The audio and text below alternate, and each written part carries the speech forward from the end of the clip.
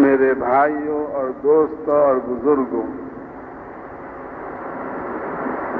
اس کائنات کو بنانے والے ایک اللہ تعالی ہے۔ ایک وقت ایسا گزرا کہ کوئی چیز نہیں تھی، یہ زمین آسمان نہیں تھے، یہ انسان اور یہ سارے جانور نہیں تھے، اور اللہ کا عرش بھی نہیں تھا، اللہ کی کرسی بھی نہیں تھی، اللہ کا لوح محفوظ بھی وہاں نہیں تھا، اللہ نے قلم تقدیر بھی ابھی نہیں بنایا تھا، اللہ نے اپنی جنت بھی نہیں بنائی تھی، اللہ نے اپنی دوزخ کو بھی تیار نہیں کیا تھا، اللہ نے کسی فرشتے کو بھی پیدا نہیں کیا تھا۔ اللہ اس وقت بھی تھا جب کوئی مخلوق تھی ہی نہیں، اور اللہ نے اپنی حکمت اور اپنی مشیت کے تحت اللہ نے ہوا کو بنا دیا۔ کہاں سے بنایا، کیسے بنایا، اللہ جانتا ہے، انسان تو تھے ہی نہیں اس وقت۔ پھر اللہ نے اپنی قدرت سے پانی کو بنایا، اللہ نے اپنی قدرت سے اپنے عرش کو بنایا۔ وَكَانَ عَرْشُ رَبِّكَ عَلَى الْمَاءِ، تیرے رب کا عرش پانی کے اوپر تھا۔ اللہ نے کرسی کو بنایا، کہتے ہیں عرش بہت بڑا، کرسی اس کی نسبت سے چھوٹی ہے اللہ کی، لیکن وسع کرسیہ السماوات والارض، اتنی بڑی ہے وہ کرسی کہ اس ساتوں زمین آسمان کی وسعت سے بھی اس کا اللہ نے جسم زیادہ بڑا بنایا۔ اللہ نے لوح محفوظ کو بنایا، اللہ نے قلم تقدیر کو بنایا، اللہ تعالیٰ نے اپنی حکمت، اس سب کے بنانے میں اللہ نے کسی سے مشورہ نہیں لیا، کیونکہ ہمارے رب کو کسی سے مشورہ کرنے کی کوئی حاجت نہیں ہے۔ وہ قادر مطلق ہے، وہ فاعل مختار ہے، جو چاہے کرے، لا یسأل عما یفعل، کوئی اس حیثیت میں نہیں ہے جو اللہ سے پوچھ سکے کہ اللہ آپ نے یہ کیوں کیا۔ انسانوں سے تو اللہ پوچھیں گے کیوں کیا، لیکن اللہ سے پوچھنے والا کوئی نہیں، کیونکہ اللہ کے برابر کا کوئی نہیں ہے۔ کہ اللہ تعالیٰ آپ کو جب لے گئے معراج کی رات میں بیت المقدس، آپ نے دیکھا کہ 1,24,000 سارے نبی وہاں آئے ہوئے ہیں حضور کا استقبال کرنے کے لیے، حضور کے پیچھے نماز پڑھنے کے لیے۔ حضرت جبرائیل علیہ السلام نے حضور کے آنے پر اذان دی، اذان دینے کے بعد سارے نبی سب بنا کر کھڑے ہو گئے۔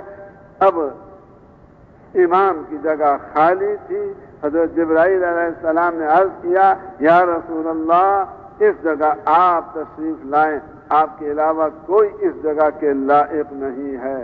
اور چنانچہ رسول پاک علیہ السلام امام بنے، سارے نبی آپ کے مقتدی بنے۔ پھر جب نماز کا وقت آتا ہے تو امام عام طور سے پیچھے کمرہ ہوتا ہے، سب سے آخر میں آتا ہے اور آ کر سب سے آگے کھڑا ہو جاتا ہے۔ اللہ نے رسول پاک علیہ السلام کے ساتھ بھی یہی کیا۔ اللہ تعالیٰ نے آپ کو بھیجا سب سے آخر میں، لیکن آپ کو سارے نبیوں کا امام بنا دیا۔ اللہ تعالیٰ نے جتنی رحمتیں، برکتیں، نصرتیں پہلے 1,24,000 نبیوں کو عطا فرمائیں، ان سب کے برابر اللہ تعالیٰ نے حضور اکرم صلی اللہ علیہ وسلم کو وہ ساری رحمتیں، برکتیں، نصرتیں عطا فرمائیں، اور اللہ نے آپ کو وہ بھی دیا جو اللہ نے کسی اور نبی کو نہیں دیا۔ تو جتنے اسباب کسی سے محبت کرنے کے ہو سکتے ہیں، وہ سارے کے سارے اسباب رسول پاک علیہ السلام کے بارے میں کمال کے درجے کے پائے جاتے ہیں۔ حضرت یوسف علیہ السلام کا حسن تو اللہ تعالیٰ نے ظاہر کیا، حضور پاک علیہ السلام کا حسن اللہ نے ظاہر نہیں کیا۔ کیوں نہیں کیا؟ اس لیے کہ اللہ تعالیٰ ظاہر کر دیتے تو کسی انسان کی آنکھ میں طاقت نہیں تھی کہ حضور کے مکمل حسن کو دیکھ سکے، آنکھیں چندھیا جاتی اور کور ہو جاتی، اس لیے اللہ نے حضور کے حسن کو ظاہر نہیں فرمایا، تھوڑا بہت ظاہر کیا، جس کی بنا پر ایک صحابی فرماتے ہیں کہ 14ویں کا چاند نکلا ہوا تھا اور حضور بھی میرے سامنے بیٹھے ہوئے تھے، کبھی میں چاند کو دیکھتا کہ شاید یہ زیادہ خوبصورت ہو، کبھی حضور کے چہرے انور کو دیکھتا کہ شاید یہ زیادہ خوبصورت ہو، کبھی ادھر دیکھا کبھی ادھر دیکھا، آخر میرے دل نے فیصلہ کیا کہ رسول پاک علیہ السلام کا چہرہ انور 14ویں رات کے چاند سے زیادہ خوبصورت۔ اللہ نے آپ کا جسم بڑا خوشبودار بنایا تھا۔ آپ کسی گلی میں سے گزر جاتے تو بعد میں جو صحابہ اس گلی میں آتے تو آتے ان کو پتہ چل جاتا کہ میرے آقا ابھی تھوڑی دیر پہلے یہاں سے گزرے ہیں، کیونکہ مجھے ان کے گزرنے پر مشک کی خوشبو آ رہی ہے۔ آپ کو اللہ نے ایسا مشک والا جسم دیا تھا کہ آپ گلی میں جا رہے ہوتے، بچے گھروں کے باہر کھیل رہے ہوتے، آپ کسی بچے کے سر پہ اپنا دست مبارک پھیر دیتے تو اب اس کے سر میں اتنی خوشبو آ جاتی زیادہ کہ جب وہ اپنے گھر جاتا اس کی والدہ اس خوشبو کو سونگھ کر یہ سمجھ جاتی کہ آج حضور نے میرے اس بیٹے کے سر پر ہاتھ پھیرا ہے۔ ہاتھ میں اتنی خوشبو اللہ نے رکھی تھی۔ حضرت انس فرماتے ہیں کہ رسول پاک علیہ السلام آرام فرما رہے تھے، پسینہ آپ کے جسم پہ آ رہا تھا، میری والدہ اٹھی، انہوں نے ایک شیشی لی اور حضور کے پسینے کو اس شیشے میں جمع کرنے لگی۔ حضور نے پوچھا کیوں جمع کرتی ہو اے ام سلیم؟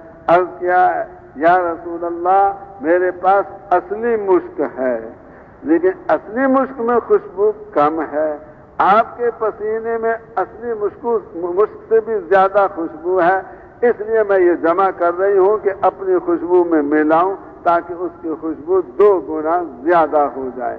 اللہ نے آپ کو وہ سب کچھ دیا جو پہلے نبیوں کو دیا، اللہ نے آپ کو وہ بھی دیا جو کسی نبی کو نہیں دیا۔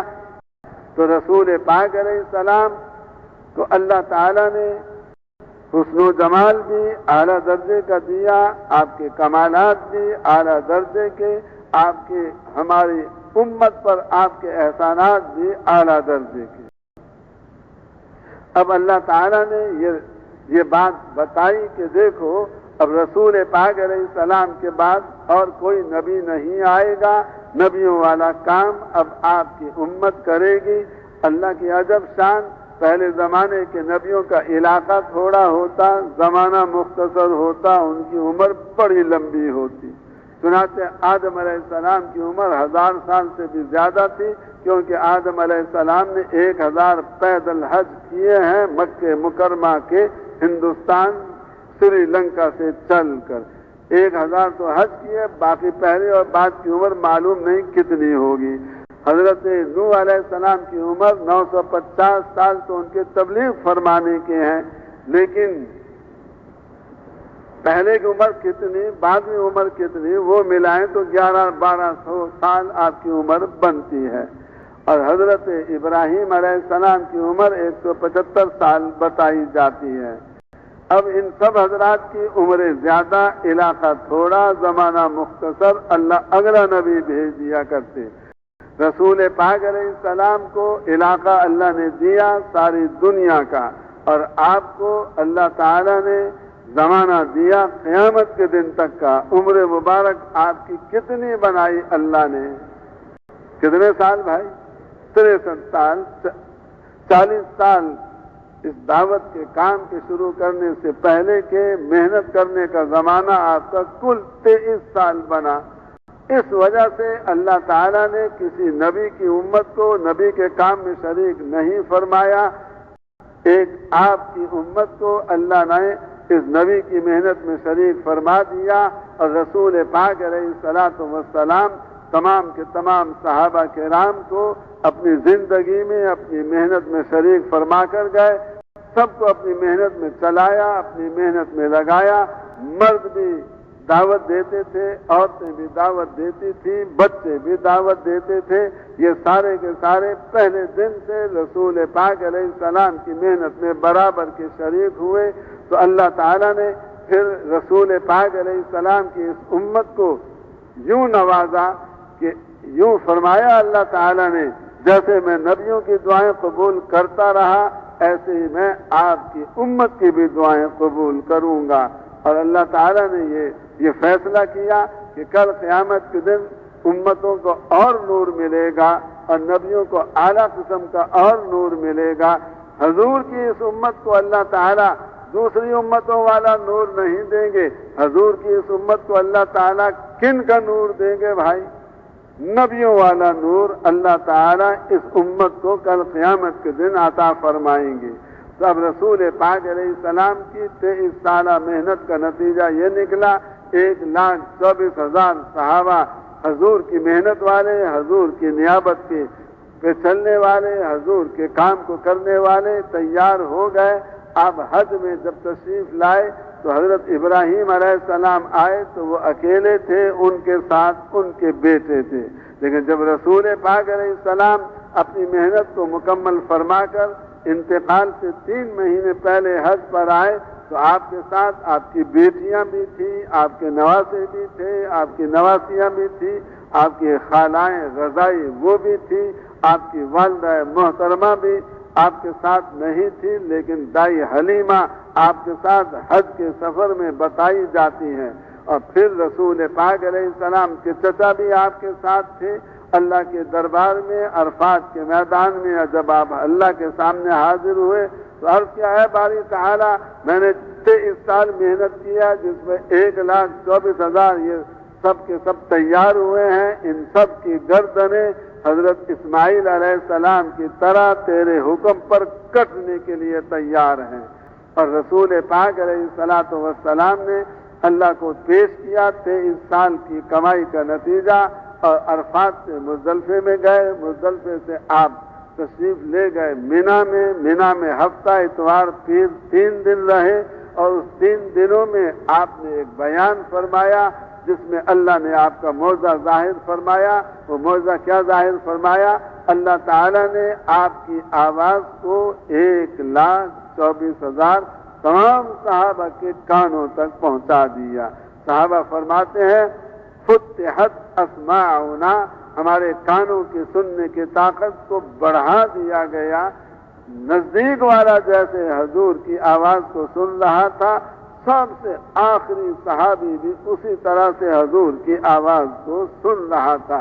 اس میں آپ نے بیان فرمایا، اس میں آپ نے ارشاد فرمایا فَلْيُبَلِّغِ الشَّاهِدُ الْغَائِبُ۔ آپ بتا رہے تھے اس سفر کے دوران مختلف انداز سے کہ میں اب دنیا سے جانے والا ہوں، میرے چند مہینے باقی رہ گئے ہیں۔ کبھی آپ فرماتے لعلکم لا ترونی بعد عامی ھذا، شاید تم مجھے اگلے سال اس دنیا میں نہ دیکھ سکو۔ کبھی آپ فرماتے تھے انی مقبوض، مجھے عن قریب دنیا سے اٹھایا جانے والا ہے۔ تو آپ بتا بھی رہے تھے کہ میرے جانے کا وقت قریب آ گیا۔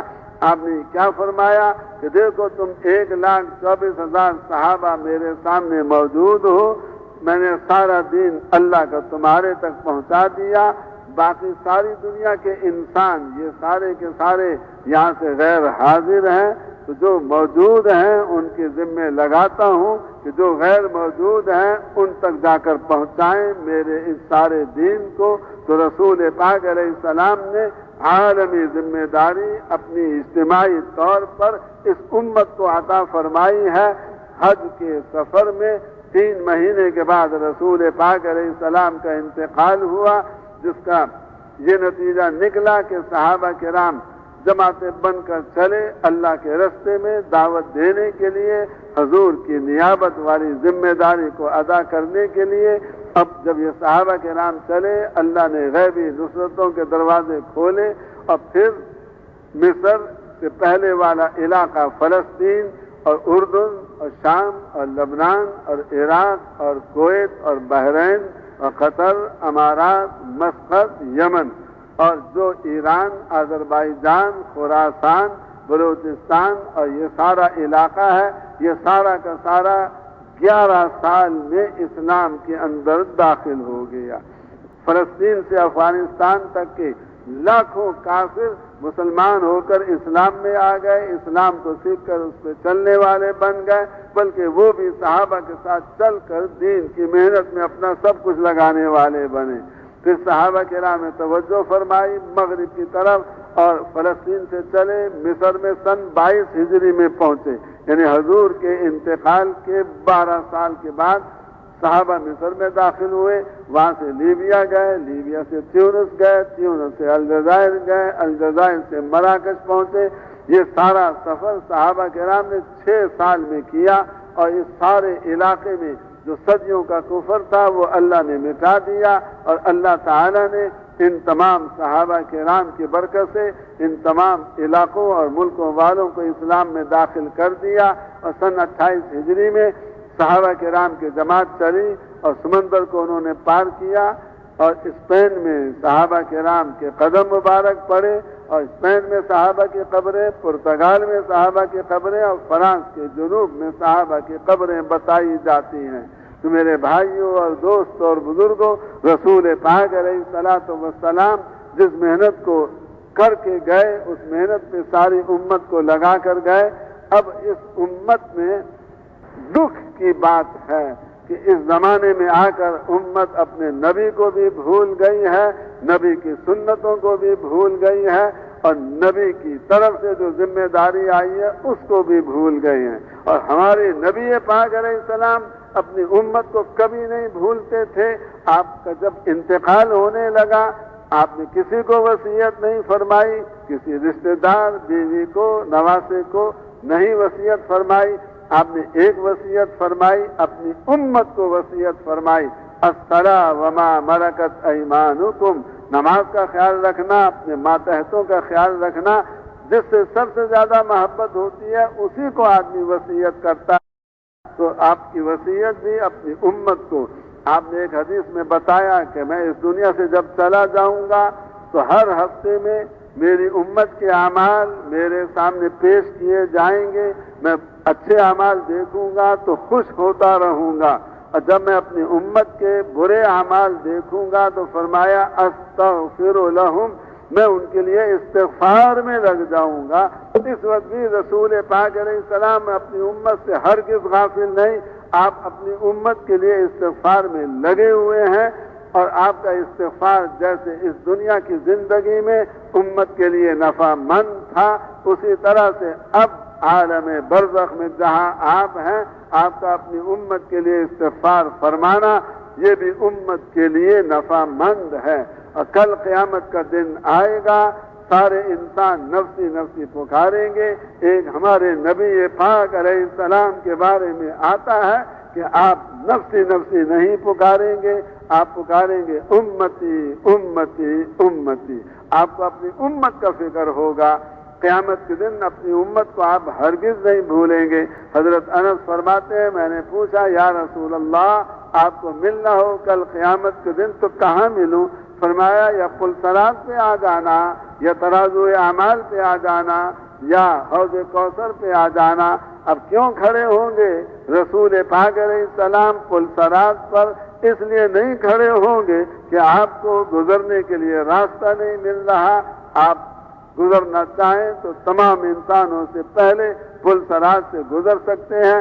اب صرف اس لیے کھڑے ہوں گے اس پل سرات کے پاس تاکہ میری امت کا کوئی آدمی اس پل سرات سے گر کر دوزخ میں نہ چلا جائے۔ تو جو ہمارے خلاف اسکیمیں چلائیں گے ان سب کو اللہ فیل فرمائیں گے، جیسے اللہ نے موسیٰ علیہ السلام کے مقابلے پر فرعون کی اس اسکیم کو ناکام فرما دیا۔